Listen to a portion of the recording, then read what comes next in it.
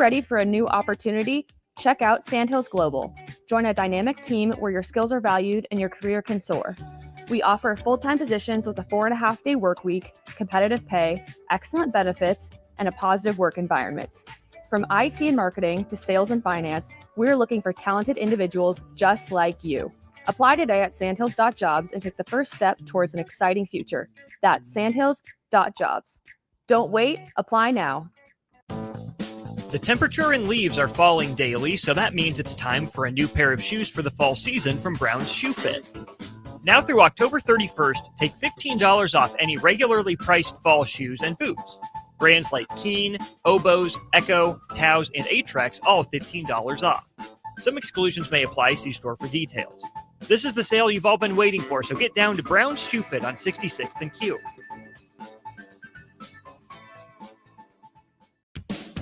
Hey there, this is Paul Scheel, owner of High Electric. I want to thank our friends and loyal customers and introduce High Electric to those looking for a new electrician. We've been serving the Lincoln and Omaha area for over 30 years, from design to install, upgrades, and repair. If you are a homeowner or a small business needing some electrical work, call us at 402-466-6606 or check us out at hyelectric.com. We look forward to hearing from you. Are you looking for an exciting new way to put your skills to work? Explore new career options in the fintech industry at Currency, a Sandhills Global company. We offer full-time positions in financial sales, compliance, operations, and other fields. We also offer a 4.5-day work week, an attractive benefits package, and opportunities for advancement. Put your motivation to work and grow with us at Currency. Visit gocurrency.com/careers to learn more. This is Lincoln's home for sports talk on the FM dial. Also online at theticketfm.com. On the internet. KNTK FM Firth, 93.7 The Ticket. Sometimes in life we look for rhythm and consistency. But sometimes life just needs disrupting. Welcome into your weekly Disrupt with Mike Smith, founder of The Bay. Join Mike and his local disruptor each week as they surprise people who shape their journey with a phone call. Disrupting your drive time on 93.7 The Ticket. Here is Mike Smith. What up, Lincoln? Thanks for kicking it with me. Whether you're headed home, you already made it there, you're headed to practice, dropping kids off, whatever you're up to. Thanks for hanging out with us. Today we're in the studio with Ridge Lovett. Yes, sir. Freshly minted 2005 men's national champion in wrestling. I was like kind of Google stalking your resume before, you know what I mean? Went into then ChatGPT and was like, all right, like let's think about this. Let's look at this. And one of the things that I think was incredible about your career is you went 170-0 in high school. Yeah. That's like there's so many questions that one could have about that. But my first thought was, when did you know, or when did you think I could run the table? I would say our second competition of my freshman year. I had to talk about this with one of the other coaches from Idaho. He coached at Caldwell, and they had a pretty successful team, won a couple state titles when I was coming through. But we went to Oregon for a quad duel. So all 4 teams were state champs the year before. We were the biggest division in Idaho. Caldwell was the second biggest. Hermiston from Oregon, and then Deer Park in Washington, and they were the small division. And I was wrestling 98 pounds. I was walking around 94, 95 pounds-ish. But wow. In Oregon, they don't have a 98. It's 106. So I was bumping up 10, 12 pounds.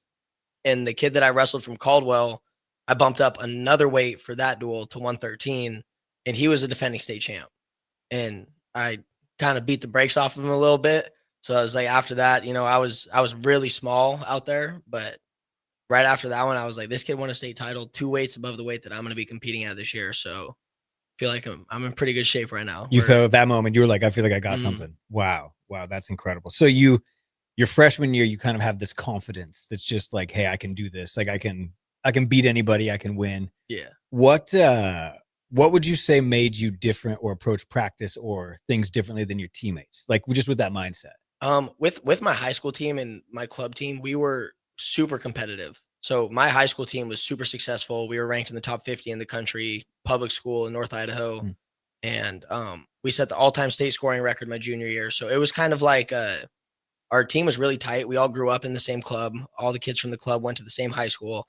And, you know, we were just real like-minded, super competitive. Everything that we did, it was a competition. Yep. Nothing we did was really for fun. It was always, everything was to win. Yep. Right. Like, why would you do something if you're not going to try to be the best at it or try to win? Totally. So it was like, we kind of became friends, me and my friend Matthias, who was my club coach's son, and competing in triathlons against each other.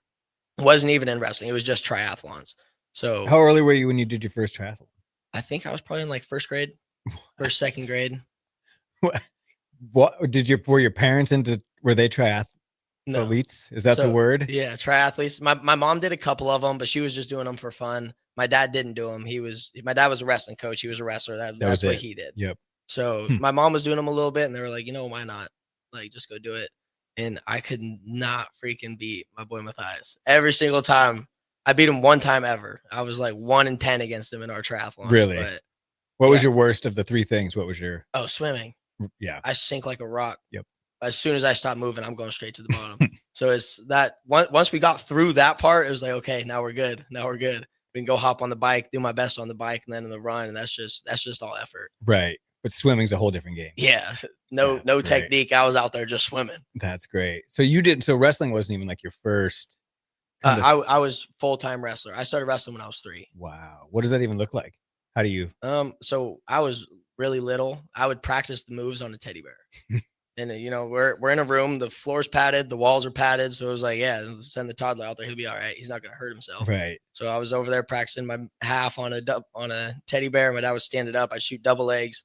So it was just kind of really learning just the basic moves until I was able to start wrestling with a partner. Really? Mhm. Wow. So 3, that's crazy. So you went 170-0 in high school. Yeah. So like, this might sound crazy, but like, when was your first loss? Like, when did you lose that was like, oh, that really hurt? Or that was one that was like really painful because it's something you weren't accustomed to it. Yeah. So I'd lose in the off season at like the major national tournaments. I could pick up a couple losses there, but when my dad would run me all over the country just trying to get me beat. That was always the goal, was to get me to a tournament where these kids could beat me. Really? Because, you know, if you're winning I could win all the local stuff, all the tournaments in Idaho, I was winning all that stuff. So it was like, okay, we need to go over here. We need to go over here. I went to Florida, went to California, was going all over the place, right? We were on both sides of the country, hitting everything. And so the biggest loss that sticks out to me would have been my first loss in college, which was the first duel after I pulled my red shirt. I came into college. I was going to red shirt my first year, pulled the red shirt, going to go wrestle 33. And I lost in the University of Northern Iowa. I lost in my first duel. Whoa. So that was kind of like a little bit of a wake up call for me. What was your mindset going home? Like, how did you like respond to that? You know? I was pretty positive about it. I know I was cutting a lot of weight, so that was tough, but it was really just, you know, let's folks just keep getting better. We're okay. It was a little fluky. I was winning the match, got turned, and shoot. In high school, near fall was only 3 points. Max near fall was 3. 5 seconds on your back, you get 3 points. In college, is 4. And that 1 point in wrestling matches is real tight. 1-2 point matches. That extra point is big. So it was kind of like, you know, let's start bouncing back. And then I had to wrestle the number 1, number 2, number 3 ranked kids in the country back to back to back. So it was like got my butt kicked a little bit, but in competitive matches. And that was kind of when I was really like starting to turn the corner again. I was like, okay, like these are the best kids in my weight class, best kids in the country, and I'm right here with them. Yeah, you could hang. So it was kind of like we're good enough to compete at this level. I love that. Austin, I think you might have to fact check me on this. I saw it was one of those, like, it was probably on TikTok first and I caught it on Instagram later, like a millennial does, since I don't have TikTok, you know what I mean? But it was this like professor talking about how it was like a Harvard research study, and they did research on like the top 25 tennis players like that were ranked. And it was like, what was the difference in mindset between like the first 5, like 1 through 5, and then like 6 through, 25. And it was the positivity with which like the 1 through 5 handled like a loss or a miss or like a screw up or a fault or whatever. They like handled it more positively than like 6 through 25. And it was much more of a mindset thing. It wasn't like diet or equipment or training or coaching or what part of the world they grew up in. It really was like how you approached failure. So I think that even just hearing you say like You looked for all the positive things in it right away. And that's a really tough thing to do, right? Because I've always been so competitive. I've always been kind of a poor sport when I lost, a sore loser, Yeah. whether we're playing Uno at the house or if we're in a wrestling match. It did not matter. I'm playing to win. Yeah. And gonna win at all costs. You know, if you're not cheating, you're not trying kind of thing. But that was something that I really had to deal with when I was little, because I would be so mad and upset when I would lose that you kind of have to learn how to work through that. And even still, like, it's tough. Like last year at nationals, when I lost my first one, I wasn't able to bounce back and start winning those backside matches, just because we kind of made a bonehead mistake in the semis. And, you know, I didn't sleep that night. But after night 2 at nationals, I didn't go to sleep at all. I was Just up ran it through your all head. night long. Then I made the mistake of opening up Twitter and seeing what everybody was saying. And they're all calling me every name in the book. But it was like, okay, like next year, we will not be denied. We will not lose at the national tournament. No way. You just knew. Mhm. It was a done deal. Mhm. That's crazy. And so how has kind of, you know, wrestling and this mindset of, in basketball, we called it next play. Like that was a phrase our coach kind of had. You'd have the same sort of thing. How does that carry over into life, into the other stuff, into the other parts of like what you're up to? Yeah, well, there's some quotes with wrestling, like once you've wrestled, everything else in life is easy, right? And it's kind of like the selective suffering thing, because wrestling is so hard. It's hard on your body. It's hard on your mind, right? Like we're cutting weight and then going and competing. We're never at 100%. You're always a little injured. You're hurt. So it's just kind of like any challenge that I come up to, it's like I've already done a lot of things that were super difficult. I've put myself through immense suffering. So it's like, what can any challenge that's coming really, how can it affect me? You know, just kind of like hardening the mind a little bit and just being ready for anything. We were talking about how wrestling, it really is like the hardest on, like physically on you. And we were saying like, you know, during other sports, like guys, your girls, they'll be able to even go out during the season and like, you guys can't even enjoy like a candy bar or like a cheat day or a meal. It's like cut or nothing. And you were talking about you lost 25 pounds in 1 week. Yeah. Right before the Oregon State duel. And I ended up losing that match. Had a nice come to Jesus moment with Coach Schneider when he called me.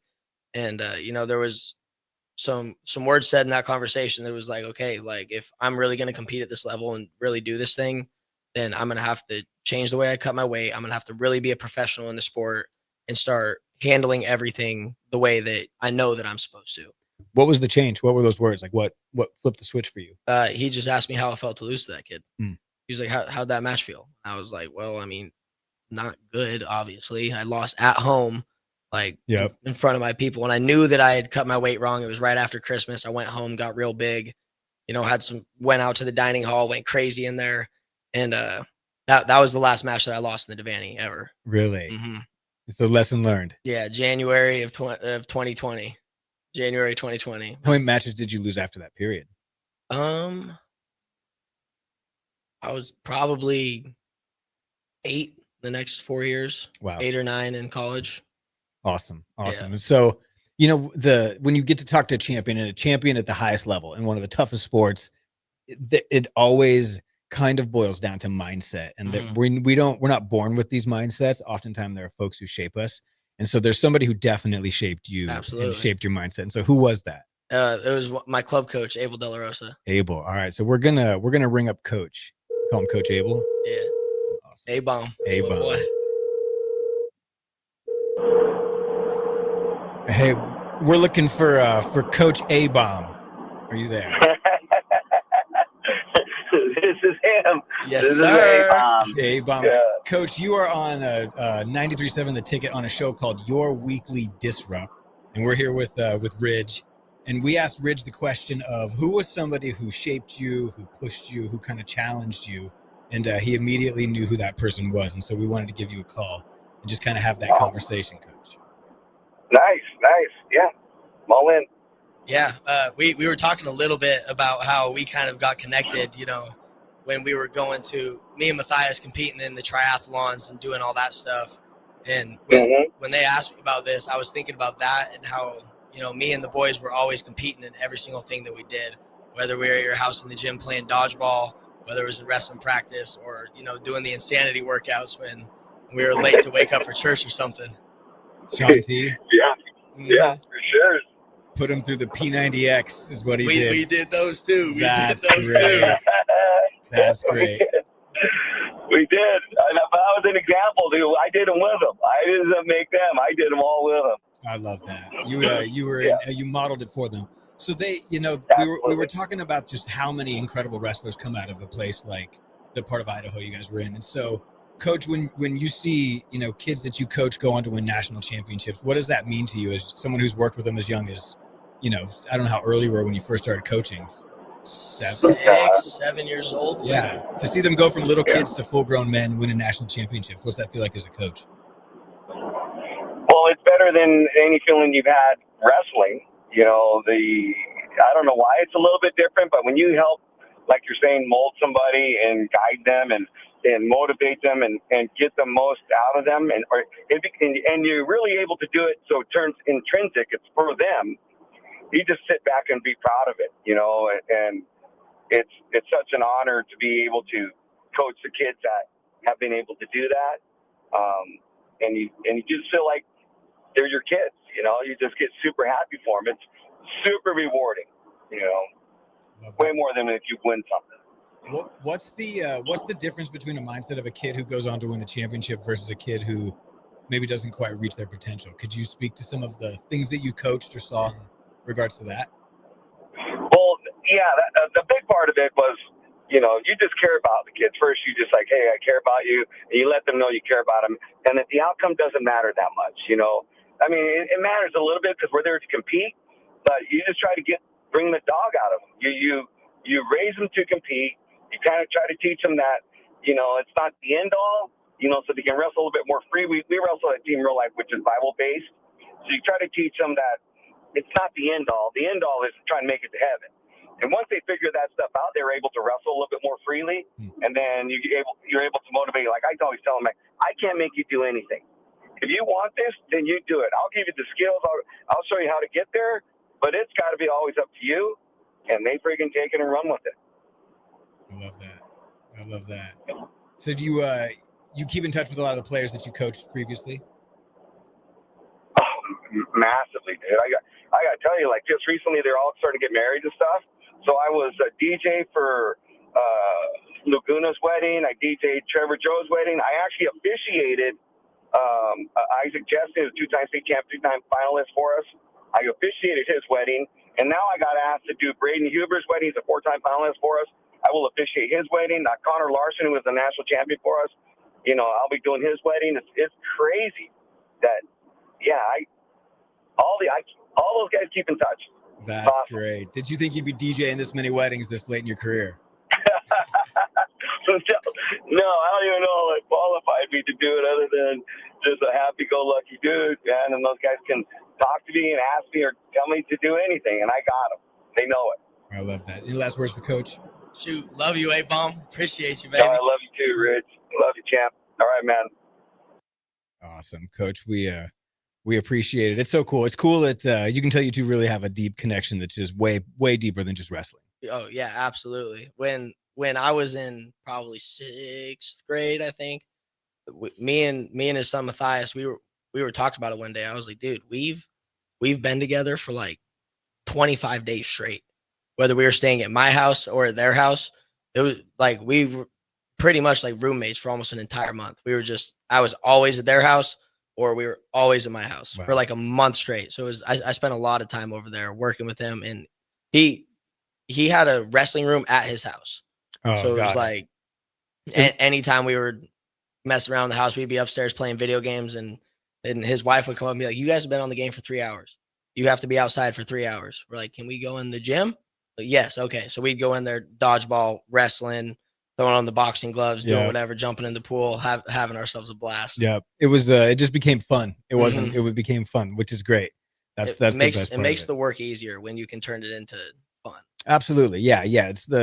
That's the passion part. Like the work, you don't hate it because you enjoy the outcome and you enjoy what you're doing. It does suck, but like you really do enjoy it. Yeah. That's been a big thing on our team here at Nebraska.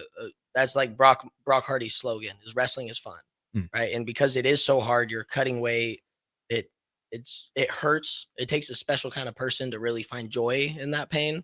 So it was it was really refreshing to get here, and we kind of had that little bit of a mindset change from the early parts of my career when it was like going, okay, we're going to grind, we're going to freaking do this, we're going to be whatever, to like, hey, let's have a good time while we do this. Like, let's make it fun. I love Like, that. you know what? Absolutely. That's why we started doing it. We fell in love with it because it was fun. We found joy in the suffering in there with your friends, with your brothers. And that's something that's really kind of, I feel like, propelled our team forward. I love that. That's the culture of the Nebraska wrestling team. Absolutely. That's awesome. What do you think drives that internally? Just being able to kind of refine the love for the sport, right? Because once you get up to the college level, it's not really about fun anymore. In high school, it's about fun. You're in there with your friends. These are the kids you grew up with. Now you move halfway across the country, and like, wrestling is your job now. Like, this is why you're here. Yes, we're here to get an education, to get our degrees, but we came here to wrestle, Right. to win national titles, to win team trophies. So being able to kind of like revive that love for the sport, and obviously it's going to be hard. Wrestling is hard. Sometimes it's going to suck. It's going to hurt. It's not going to be a lot of fun sometimes, but just being able to kind of look inside yourself, look back into your heart, find that little kid again and be like, remember why we started doing this. Yep. Remember why we skipped all the birthday parties, didn't go to the parties in high school, didn't do this, didn't do that, because we were chasing something bigger, right? It was to find success in the sport that we love. And, like Coach Abel was saying, that with the church side of it, it's completely true, right? You kind of just, it frees it up to compete freely. That wrestling is not the end all be all. This is not the sole reason that we're doing this, right? There's a bigger purpose. We all have a bigger purpose outside of sports. And that really allowed us to kind of surrender the result, is what we were calling it in high school. Just surrender the outcome. We're not worried about whether we win or lose. If you go out there and you try 100%, you give everything that you had in that match, whether you win or lose, it doesn't really matter at that point. Yep. And that's also a really tough thing to do, is being able to really go out and do something with everything that you have. It's a tough task. Absolutely. Wrestling's one of those only sports where if you let up for a second, like, there's somebody on the other end of that trying to take advantage of it. Absolutely. You know what I mean? Like, in basketball, like, you could float, you could go hard for a few plays, take a couple plays off, like cherry pick a couple times here or there. You know what I mean? Like, get a layup or two. But like in wrestling, like, it's on like the whole time from the minute the whistle goes and starts. And it's just kind of nuts to me that it's just one of the most painful. It's fun that the mantra is like, wrestling is fun, because that's probably not like the first 4 or 5 words most of us would say when we look out and watch you guys do it. Yeah, you know what I mean? Absolutely. But there's something real gratifying about picking someone up and slamming them on their head. You talked about did you say? Yeah, we're gonna come back. I want to talk about Nebraska's first ever team trophy, right?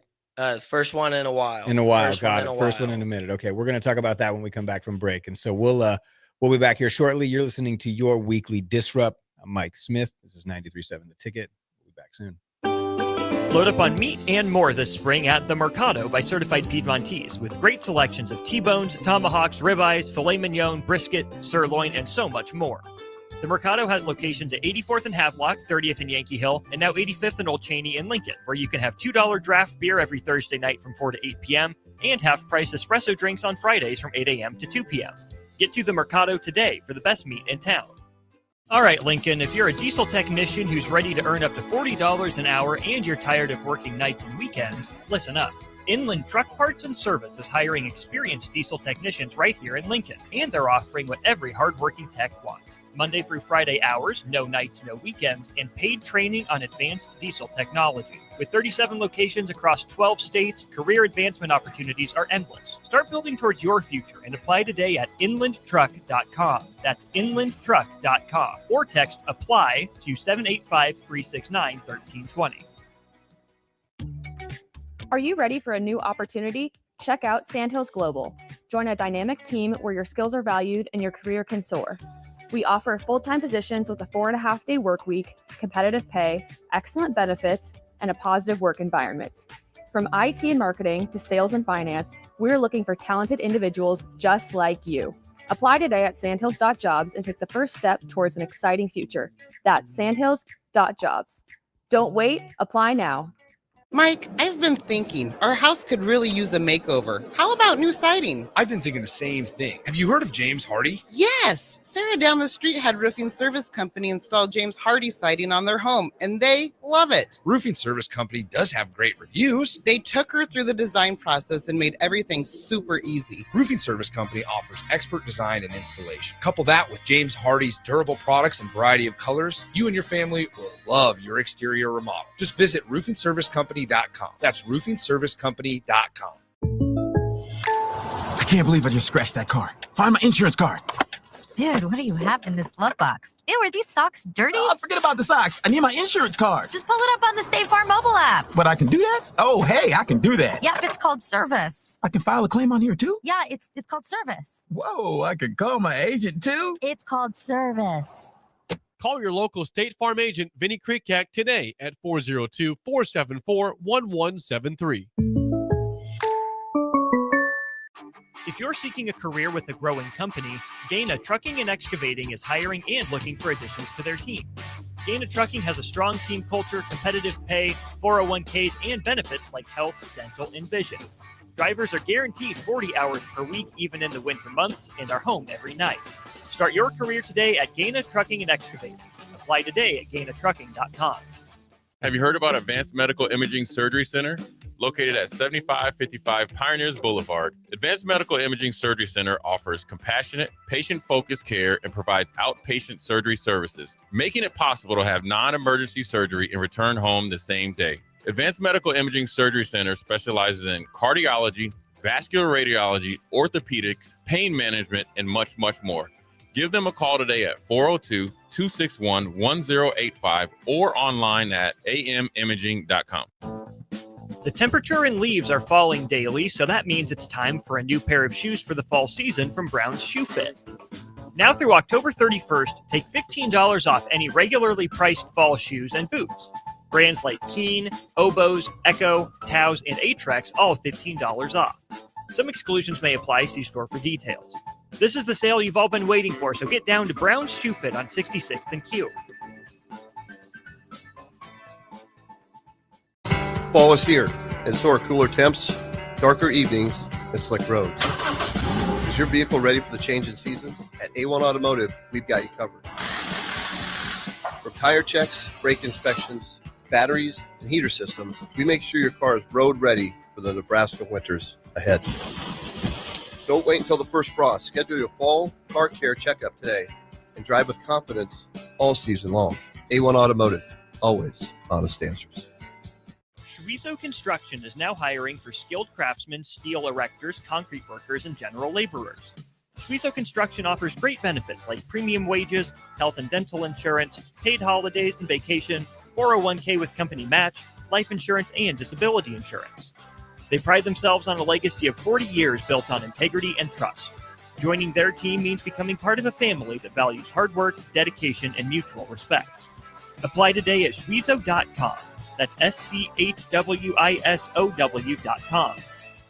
If you or anyone you care about is facing a family legal matter, call Cordell and Cordell today at 1-855-GET-LEGAL or visit CordellCordell.com to schedule your consultation. There's a lot on the line in divorce. This is Joe Cordell of Cordell & Cordell, the largest family law firm in the country, with over 35 years of helping clients navigate divorce. But being big doesn't mean less personal or less local. Our attorneys live and work in your community, and as neighbors, they understand the challenges your families face. Divorce touches all areas of your life: your home, savings, retirement, and of course, kids. So when you find yourself facing divorce, you need a partner you can count on. Visit CordellCordell.com to schedule your consultation. If you or anyone you care about is facing divorce, contact Cordell and Cordell today. With over 100,000 clients served, we understand the challenges you're facing on a personal level. Call Cordell and Cordell today at 1-855-GET-LEGAL. That's 1-855-GET-LEGAL. 1221 N Street, Lincoln. The disruption continues now on 93.7 The Ticket. This is your weekly Disrupt with Mike Smith Live. What up, everybody? Welcome back to your weekly Disrupt. We're in the studio with Emma Spence. Welcome. Thank you. Thanks for taking time to hop in on my show. Of course. What time is your show? I go on 6 to 7 p.m. on Thursday nights. And give everybody a little pitch. What's your show about? So it's called Beyond the Routine. I was on the Nebraska gymnastics team for 4 years, and basically I started it last summer. Went through all my senior year talking about the ins and outs of gymnastics, having different teammates on, talking about what that was like. And now I focus more on the transition from sport to like the retirement side of things and what that's been like and all the adjustments and changes that come with that. Yeah, it's very different. Retirement is a big word. Yes. It's a big word. Yes. We were talking earlier about, there's like a timeline because you compete in Canada or you're from Canada. And so I had a question. I was like stalking you previously, like looking up all the like, okay, what did she do? Where's she from? Like, how did she get there? And so you start to see this thing where there's like competing in worlds and then competing in college. Yes. What's the difference? So there's a lot. So yeah, I was on the national team for 8 years for Canada, and I was doing both at the same time. So our seasons are a little bit different. I kind of call it like the elite gymnastics side of it, like the international side. I would compete from basically the time NCAA season was done until sometime towards the end of the year, like October-ish was like championships, world championships. That was like the last meet of the year. And then the NCAA season goes from January to April. So the way that season works is it's basically every weekend for about 12 weeks in a row. Whereas the elite season is a lot more spread out over, I guess, however many months you want to compete, depending on the amount of competitions that you get selected for. But the difficulty level is probably the biggest thing in NCAA gymnastics. It's a lot more focused on the precision and execution and just the details to try and get that 10. But the elite side of gymnastics, you don't have a cap. So you don't have to just do 10 start value. You can go to as difficult as you want to do and as difficult as you're capable of, depending on how well you execute it. So there's like they're not even judged the same. Like it's two totally different things. Yeah, it's a complete different judging system. Like in NCAA, the goal is to get a 10, and you basically start out of a 10. But in elite gymnastics, you can start at whatever difficulty you're capable of. Wow. Yeah. Wow. So you said you're in the transition phase from like competing, obviously at the university level every day. Are you going to be done competing completely? Oh yeah, I'm done. That's it. I retired from the elite side of things after the last Olympic cycle finished in August. And then I just retired NCAA gymnastics in April once our season finished. Got you. So you're in this very interesting season. And so, most athletes, the dream is to just, if they're a high school kid, the dream is just to do it in college. Like, can I just compete in college and go somewhere and fulfill that dream?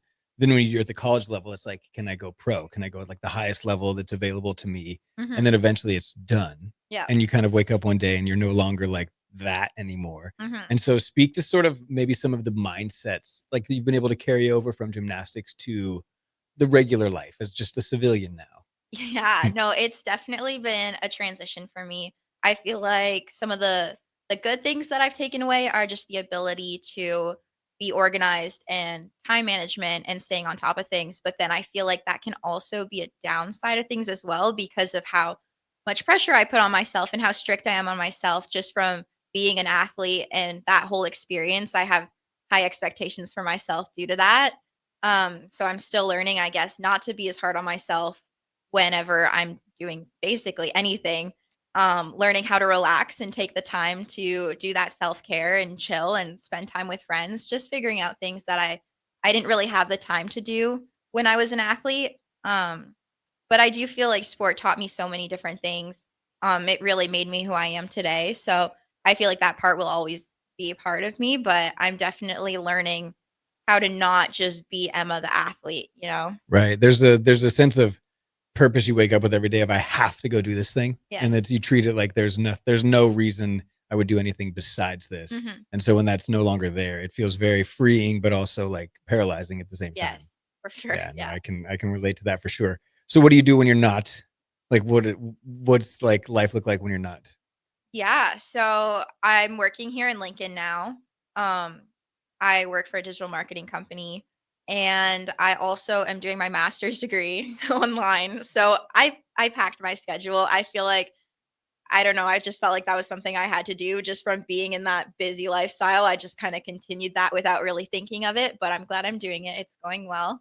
And then on the side, I do things like this. I have my show. I like being guests on other people's shows.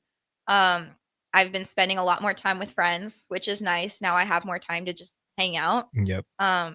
Trying to pick up new hobbies. I like cooking and baking, that kind of stuff. Sometimes I go on walks. I'm still trying to figure it out, honestly. Yeah. I remember I played like the college I played basketball that doesn't exist anymore. And so it's like, I'm going to say this every week on here because it's like, it's so sad talking to like a Division I athlete. But I remember like the last game when you're done and you kind of know that's it. It is this very weird thing where you're like, you don't introduce yourself as so-and-so, the athlete anymore. You kind of have to come up with this whole other like sort of way to play the game of life and to do things differently. And so I think that there's a lot of things that sports can take with us and that can teach us. And so if you were counseling anybody that was like transitioning, someone who's in front of it, what would you say to them? I mean, just to try and be you. I feel like even now, okay, my job is digital marketing, kind of like the sales side of it. So I'm talking to people and I have to introduce myself in a way that's not just the athlete. So that's been so interesting to try and just like navigate, because I feel like there's a whole side of me that's like not like undercover, but like now it's not like the main part of me. So just trying to figure out, I guess, how to go about that, but also still trying to be the same person that I have been without fully changing who I am. So just trying to stay true to yourself as much as you can. Absolutely. It's hard. And one of the things that I noticed on your website when I was like in my stalking stage before the show was mental health advocacy and speaking. That's something that it looks like you're up to. Talk a little bit about that. Yeah, I feel like a lot of the mental health side of things doesn't really get talked about a lot, especially in the sport of gymnastics and especially with female athletes in general. So I like using my platform as a way to talk about those things. Same thing with like the eating disorder side of things, which is also very common in gymnastics. To just kind of raise awareness and have those conversations about difficult topics that aren't really talked about. When I was growing up in the sport, I experienced some mental health stuff like that. And there were some girls that I followed that shared their experiences, and that was so impactful for me. So kind of just trying to do that same thing for the next generation of young athletes that are following me. And that's something that I like to do with my show here as well, is just bring on other athletes and talk about those harder conversations like mental health or navigating eating as a female athlete, just things that aren't really talked about. Sure. What does it mean to be, I always think of when someone talked about the size of Canada once, they were like, California has 30 million people and Canada has 30 million people. And so sometimes I don't think we realize it's not huge. Landmass wise, it's huge, but there isn't like hundreds of millions of people there. So it's not a huge place. And so I always imagine that anytime an athlete comes out of Canada and goes on to do incredible things like you've done, back home, you've got to be kind of like royalty, or is there like a gymnasium with your name on it? Or what's it like back home? Well, I wouldn't say it's like that. I mean, there's some events and stuff that I do with the city that I'm from. It's called Cambridge. It's a pretty small town in Ontario. I mean, there's not too many things that I guess I've been part of, but I've also been in the US for over 4 years. So even if there are events or stuff that like I get recognized for back home, it's usually like my sister that goes on my behalf because I'm not there. Oh, you said her as like your double? Yeah. Got it. She's able to accept awards on your behalf. Yes. That's awesome. That's awesome. And so when you think about your journey, and you think about people who have shaped you, who are some folks in your world who have been just like impactful to you? Yeah, I would definitely say my family. My parents, I have 2 younger sisters. We all started gymnastics together basically. So they've been a part of the whole journey with me and really supportive. And then my teammates is another one. Just having that support in practice day in and day out. And then my coaches here in Nebraska were a huge part of my journey. And specifically one of my coaches back home in Canada really helped me throughout my whole gymnastics journey. He traveled with me to every country that I competed in. So we traveled all over the world together from when I was like 14 years old. Wow. Ended up going to some of the competitions with me, even when I was competing here. And then I would go to like England for a couple weeks to go at Worlds or whatever it may be. He came with me for that.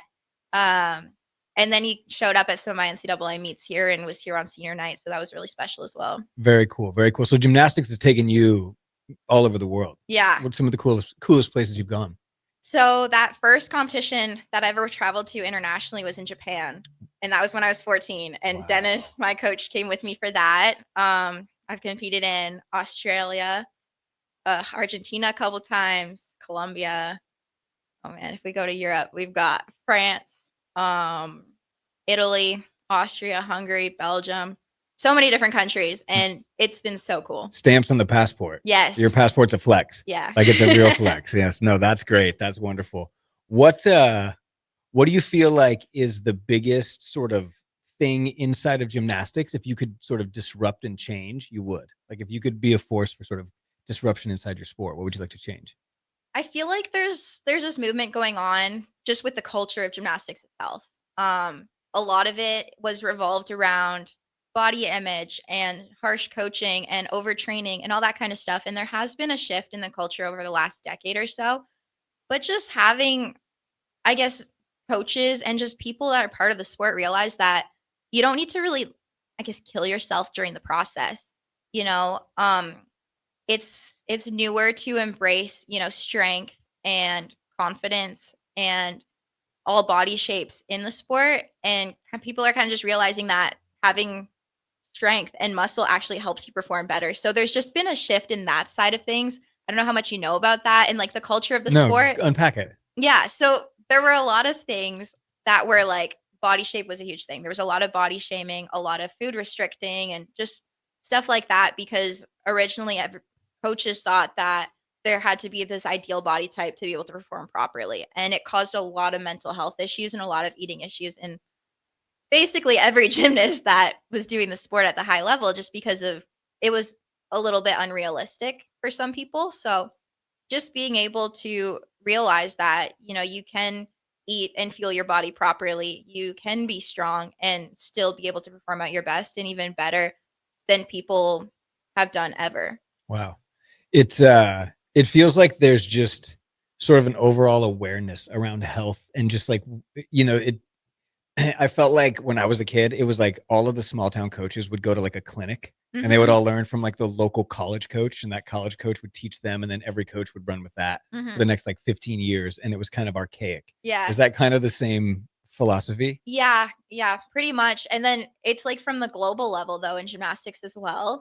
I guess a lot of more of like the European style coaching is a lot more harsher and strict. And then those coaches kind of go all over the world, and then it kind of gets spread out throughout different countries. It's a really interesting dynamic, but there has been a shift in the culture in a positive direction. And I just hope that it can continue to go that way, just for the sake and the mental health of the athletes and the coaches and just overall the sport. Do you see yourself coaching or being involved in gymnastics on the greater scale? I would like to be involved. I'm currently the athlete representative at Gymnastics Canada, and I'm on some other boards throughout like the governing body of Gymnastics for the World and in Canada. I don't think I would coach, and I don't think I would judge. Judging is definitely no. Coaching, maybe, but not right now. I'm not in that space right now. Sure. You've got time. There's always time. We're gonna take a break. We'll be back here shortly. You're listening to Your Weekly Disrupt. I'm Mike Smith. We'll be back soon.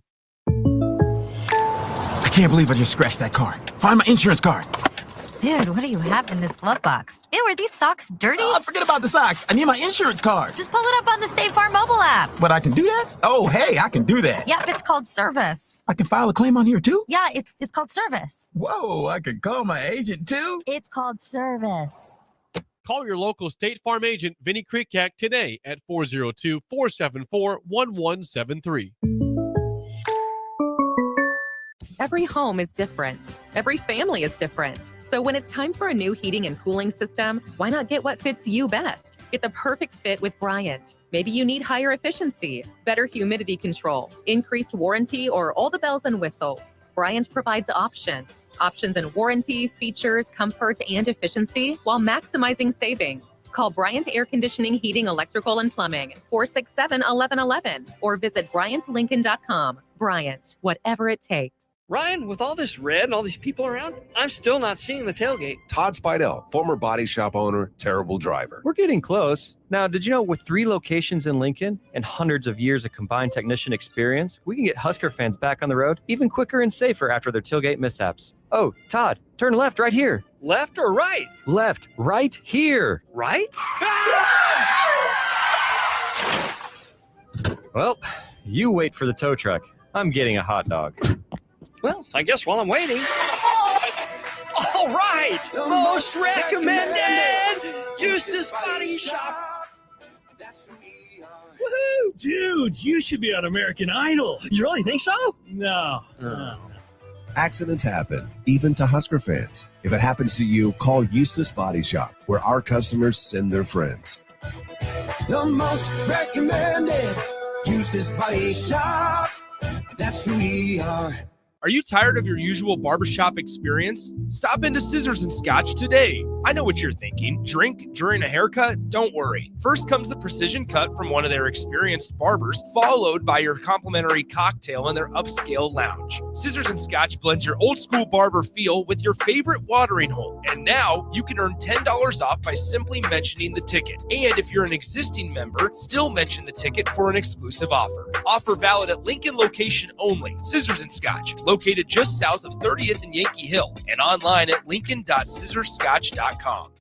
Concrete Industries has immediate job openings for precast production laborers and maintenance technicians. Concrete Industries offers great pay, health benefits, 401k, a wellness program, holidays, and paid time off. Apply today to earn a starting pay of $21.50 per hour plus a $1,500 hiring bonus. Concrete Industries is hiring all experience levels and offers on-the-job training. Start your career today as a precast production laborer or maintenance technician. Visit concreteindustries.com.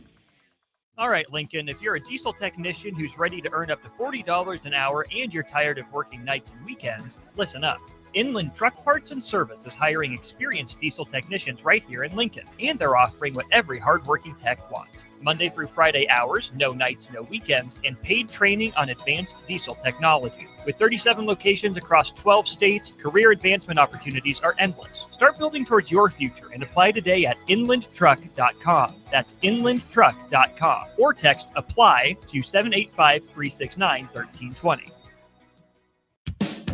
Hey there, this is Paul Scheel, owner of High Electric. I want to thank our friends and loyal customers and introduce High Electric to those looking for a new electrician. We've been serving the Lincoln and Omaha area for over 30 years, from design to install, upgrades, and repair. If you are a homeowner or a small business needing some electrical work, call us at 402-466-6606 or check us out at hyelectric.com. We look forward to hearing from you. If you or anyone you care about is facing a family legal matter, call Cordell and Cordell today at 1-855-GET-LEGAL or visit CordellCordell.com to schedule your consultation. There's a lot on the line in divorce. This is Joe Cordell of Cordell & Cordell, the largest family law firm in the country, with over 35 years of helping clients navigate divorce. But being big doesn't mean less personal or less local. Our attorneys live and work in your community, and as neighbors, they understand the challenges your families face. Divorce touches all areas of your life: your home, savings, retirement, and of course, kids. So when you find yourself facing divorce, you need a partner you can count on. Visit CordellCordell.com to schedule your consultation. If you or anyone you care about is facing divorce, contact Cordell and Cordell today. With over 100,000 clients served, we understand the challenges you're facing on a personal level. Call Cordell and Cordell today at 1-855-GET-LEGAL. That's 1-855-GET-LEGAL. 1221 N Street, Lincoln. Are you ready for a new opportunity? Check out Sandhills Global. Join a dynamic team where your skills are valued and your career can soar. We offer full-time positions with a 4.5-day work week, competitive pay, excellent benefits, and a positive work environment. From IT and marketing to sales and finance, we're looking for talented individuals just like you. Apply today at sandhills.jobs and take the first step towards an exciting future. That's sandhills.jobs. Don't wait, apply now. Load up on meat and more this spring at The Mercado by Certified Piedmontese, with great selections of T-bones, tomahawks, ribeyes, filet mignon, brisket, sirloin, and so much more. The Mercado has locations at 84th and Havelock, 30th and Yankee Hill, and now 85th and Old Cheney in Lincoln, where you can have $2 draft beer every Thursday night from 4 to 8 p.m. and half-price espresso drinks on Fridays from 8 a.m. to 2 p.m. Get to The Mercado today for the best meat in town. When your home fills up with family, Allo Fiber makes sure that space is a happy place for everyone. Allo Fiber experts install it all And full service means step-by-step support, guiding you through everything so you can stay connected to what matters. And the family can always feel at home. Put the game on, and don't worry about your Wi-Fi calling a timeout. Better TV and internet service is one connection away. Call Allo at 866-481-2556 or visit allofiber.com. Hey, what's up, everyone? This is Mike Smith, founder of The Bay. Join me every Tuesday from 5 to 6 p.m. for your weekly Disrupt, where me and local misfits will interrupt your drive time with this week's most interesting stories in sports, entrepreneurship, and culture. So tune in to your weekly Disrupt every Tuesday afternoon on 93.7 The Ticket, where disruption is just a phone call away. Mike, I've been thinking our house could really use a makeover. How about new siding? I've been thinking the same thing. Have you heard of James Hardy? Yes! Sarah down the street had Roofing Service Company install James Hardy siding on their home, and they love it. Roofing Service Company does have great reviews. They took her through the design process and made everything super easy. Roofing Service Company offers expert design and installation. Couple that with James Hardy's durable products and variety of colors, you and your family will love your exterior remodel. Just visit roofingservicecompany.com. That's roofingservicecompany.com. Rosie's Sports Bar and Grill, open for lunch and dinner at 1501 Center Park Road, just south of 14th and Highway 2. The disruption continues now. This is your weekly Disrupt with Mike Smith, live on 93.7 The Ticket.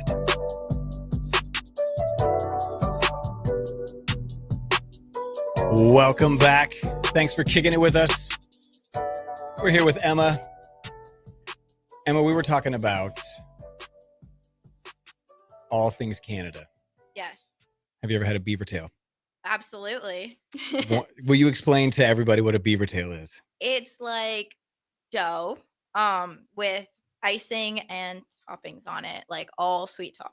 It's one of those, it's like the sleeper of Canada. They know you for like maple syrup Yeah. and thing. You get like credit for things, but Mhm. like beaver tail was one of those things the first time I ever had when I looked at this little kid and I was like, what does a beaver tail taste like? And he looked Yeah. at me straight in the face and he goes, it tastes like a beaver tail, and just walked off. And I was like, it's ingrained in you guys. Yeah. But yeah, it's the real deal.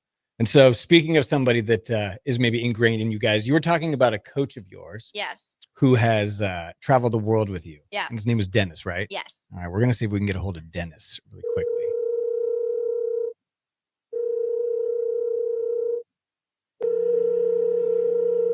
Dennis, are you there?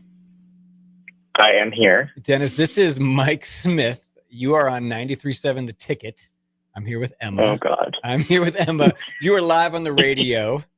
And Wonderful. yes, we just wanted to call you. So the premise of the show is called Your Weekly Disrupt. And we have anything from athletes to entrepreneurs on here. And we're talking about people who shaped our mindset and were disruptive in a good way in our life. And Emma was like, I know exactly who I want to call. And so we thought we'd give you a call up and have a conversation.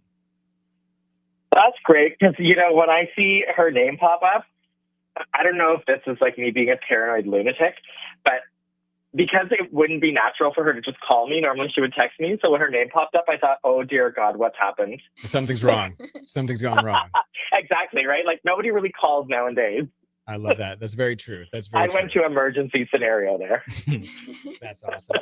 Will you speak to just the impact that Dennis has had in your life? Yeah. So I was in the last segment, I was talking about how he traveled the world with me, all those big meets, all the ups and downs throughout my career. So all of those experiences with him was really great because I had someone that followed me through all of that and really understood me and my journey and what I was going through.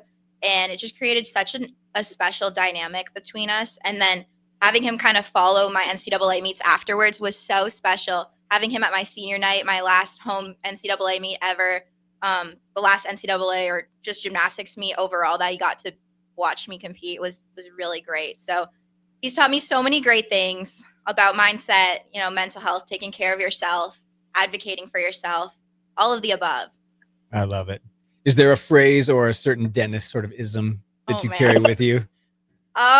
Be careful. Yeah, no, probably just honestly who I am as a person. A lot of it has been shaped through the experiences and like the things that he's taught me. He also coached both of my younger sisters, so he was kind of part of the family for a while.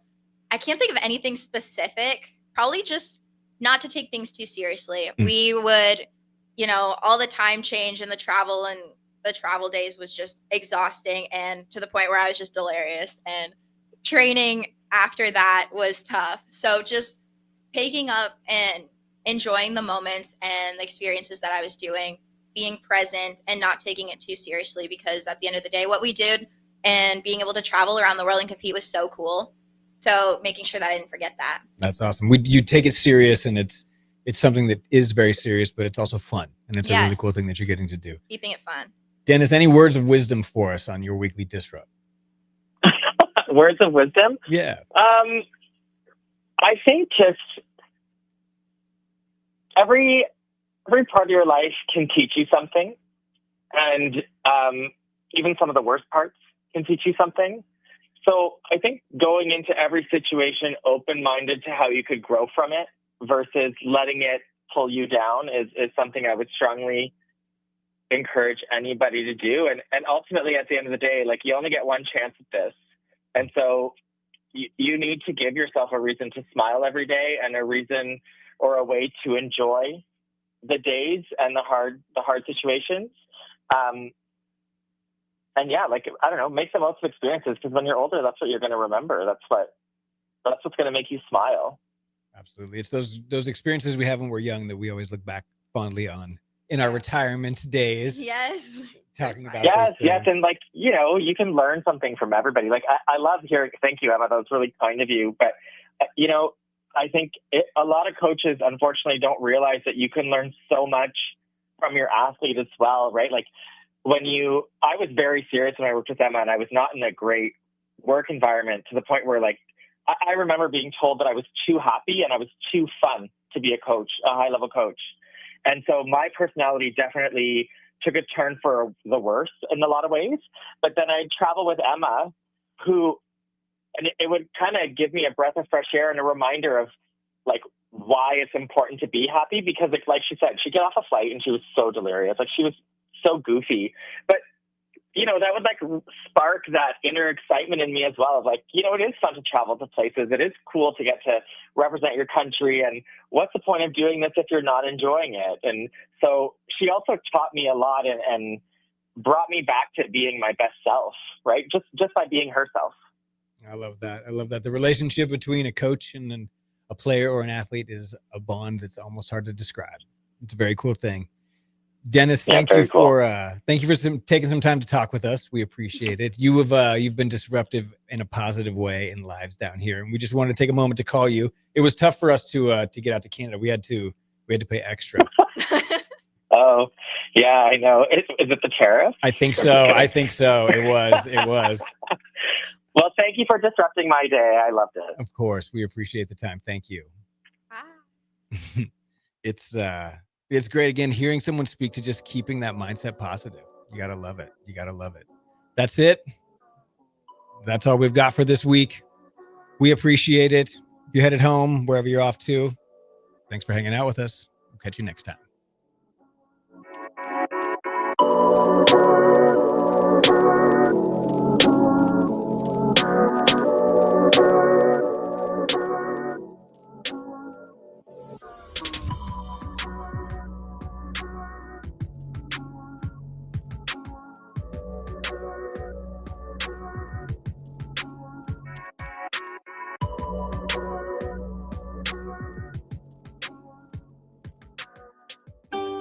Load up on meat and more this spring at The Mercado by Certified Piedmontese, with great selections of T-bones, tomahawks, ribeyes, filet mignon, brisket, sirloin, and so much more. The Mercado has locations at 84th and